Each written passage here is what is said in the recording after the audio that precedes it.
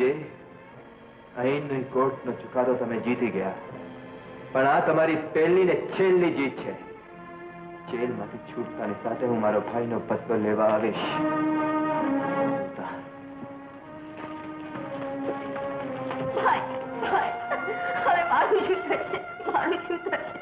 ખબરા નહીં બેન, ખબરા નહીં.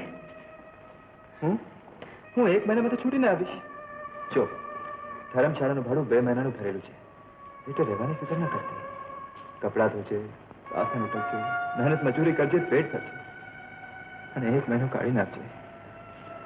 મેં તારી જાતને સાચવશે મારી બહેન, તે જાતને સાચવશે.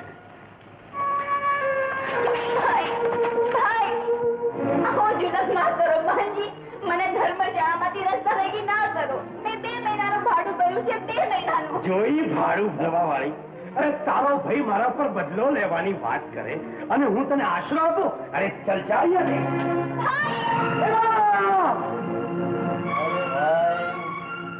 રાતને કાળે તો શાંતિ રાખ. બિચારા પેરેગીર જાગી ગયા. જો ભાઈ આ જેલ છે, ચૂંટણી પ્રચારની જાહેર સભાની, સમજો ને. શાંતિ રાખ. હું રાયડું પાડો. મને ખાસ થયો કે મારી બહેનને થઈ ગયું છે. તું ચિંતા ન કર.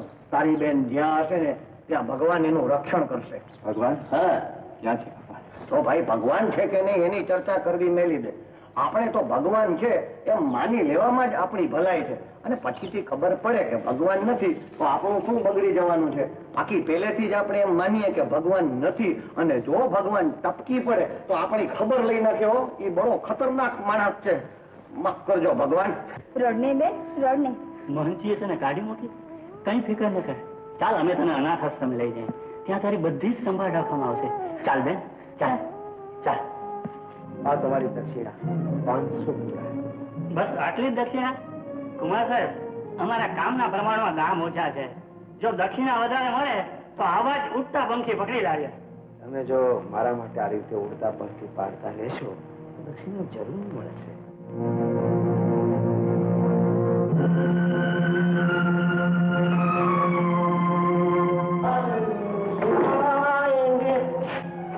તમારા અનાથ આશ્રમમાં આવા ફોટા અને બીજી છોકરીઓ કેમ દેખાતી નથી?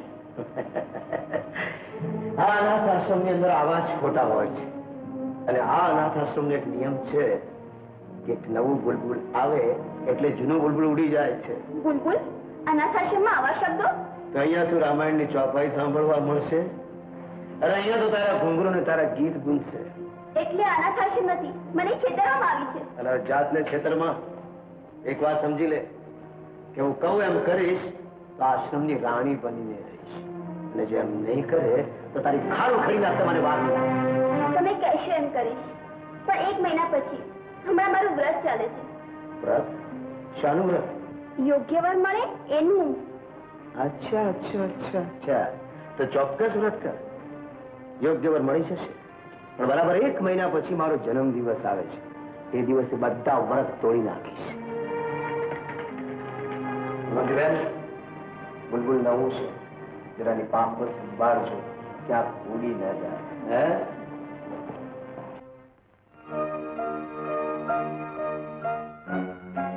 મંજે, અહીંની કોર્ટનો ચુકાદો તમે જીતી ગયા, પણ આ તમારી પહેલી ને છેલ્લી જીત છે. જેલમાંથી છૂટતાની સાથે હું મારો ભાઈનો બદલો લેવા આવીશ. હું તારાને મારા છુટકારાની વાત જોઉં છું ભાઈ, છુટકારાની વાત જોઉં છું. હા, જેલમાંથી તો છૂટ્યા. હવે બોલ દોસ્ત, શું કરવું છે? સૌથી પહેલા તમારી બહેન.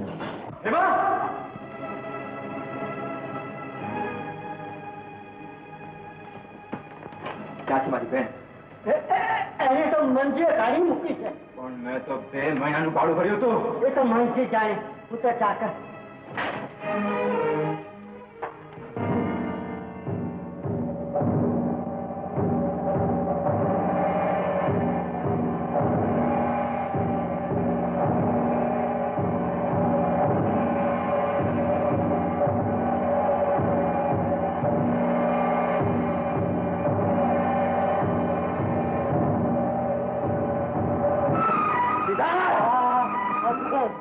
તમે મહંત તુલસીદાસ ક્યાં છે? તો યાત્રાએ ગયા છે. કયા તીરથની યાત્રા? તો કોઈને ખબર નથી. હું તમારે પગે પડું છું કુમાર સાહેબ. મારી અસહાયતાનો લાભ ન ઉઠાવો. મને જવા દો. હું આ કપડાં નહીં પહેરું. જો કુમાર સાહેબની આ સુધીની જિંદગીમાં હંમેશા દેતા જ શીખ્યા છે. દેતા નહીં, તારે કપડાં પહેરવા પડશે. પણ મને નાચતા નથી આવડતું. મારા લોહીમાં એ સંસ્કાર નથી. કુમાર સાહેબની સાનિધ્યમાં કોઈ પણ સ્ત્રીને આવ્યા પછી એના બધા જ સંસ્કારોનો અગ્નિ સંસ્કાર થઈ જાય છે. અને એક વાત સમજી લે કે આજના મારા જન્મ દિવસે આવી રોતી સુરત મને જરા પણ પસંદ નથી.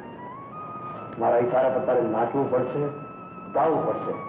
અને એમ જો તું નહીં કરે તો એની શું સજા થાય છે એનું જ્ઞાન આ ગુણવતી બેન આપશે. ભાઈ, તારી બહેનની આપણું લૂંટાવાની તૈયારીમાં છે. જલ્દી આવ ભાઈ, જલ્દી આવ. અરે દોસ્ત, દુનિયા બહુ જ નાનકડી છે. કઈ ને કઈ તો જરૂર.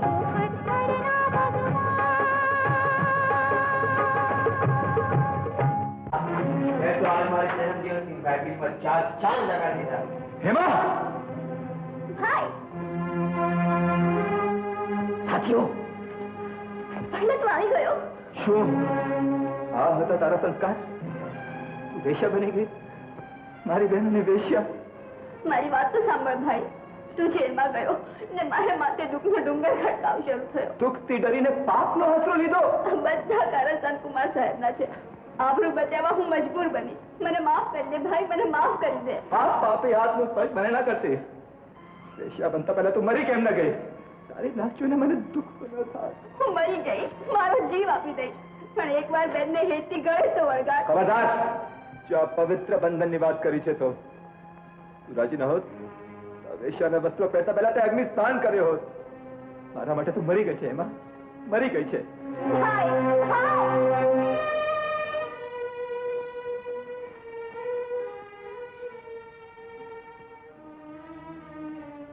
બોલ બેન, તને વીર પત્નીમાં શું આપું? વીરપત્નીમાં એટલું જ માંગુ છું ભાઈ કે મને ક્યારેય ના ભૂલતો. હંમેશા તારા હૈયે જ રાખજે. અરે તને તો હું મારી આંખોની કીકીમાં રાખીશ.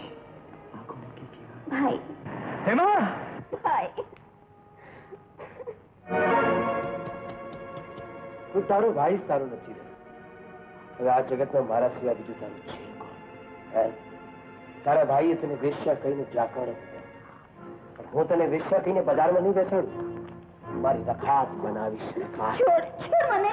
હવે છોડ છોડ નહીં ઉસ્માનું, હવે તો છેડછાડની મોસમ છલકશે. તારી સાથે હું મનાવીશ.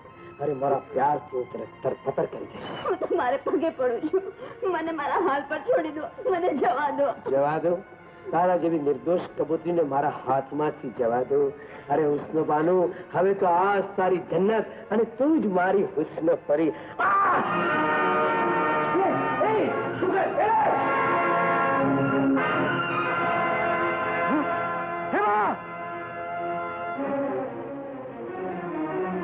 ભાઈ, હા હેમા, હું છું.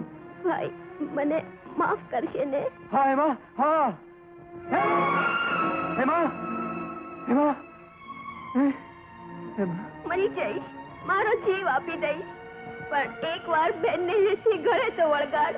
બેન, હું તારો હત્યારો છું. એક વાર તો આંખ ખોલીને વાત કર. ક્યાં છે તારો બહેનનો પ્રેમ? ક્યાં છે? બેન, કઈ તો બોલ. એક વાર તો વાત કર. મને વચન આપ દીકરા કે તું હેમાને ટેણિયાની સંભાળ રાખશે. મને વચન આપ દીકરા કે તું હેમાને ટેણિયાની સંભાળ રાખશે.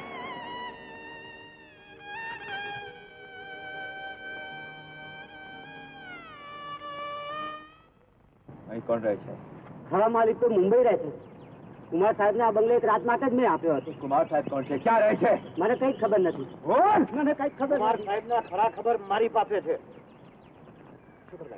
કુમાર સાહેબ તો તીર્થ યાત્રાએ નીકળી ગયા છે. કરેલા પાપની માફી માંગવા હું પણ તીર્થ યાત્રા કરીશ. કુમાર અને પૂજારીને શોધી કાઢીશ. વેદની આગ ઓળખીશ. અરે વાહ, ઉસ્તાદોના ઉસ્તાદ. હું એક નાસ્તિકને પણ તીર્થ યાત્રા કરાવવાનો ખરો. પણ ભાઈ, નાસ્તિક તીર્થ યાત્રા કરવા માટે નગદ નારાયણની જરૂર પડશે. કાંઈ વાંધો નહીં, હું મારા સસરા પાસે જઈને નાણાંની જોગવાઈ કરું. અને આ કપડા માટે મારા ધોબીની મદદ લેવી પડશે. શું મારો છો? માખી. હા. હે તું? તું જેલમાંથી આવી ગયો વાયડીના? વાયડીનો નહીં, બાયડીનો કયો. હું તમારી દીકરીને મળવા આવ્યો છું, તમારો જમાઈ. અરે જમને જમાઈ બે હરખા.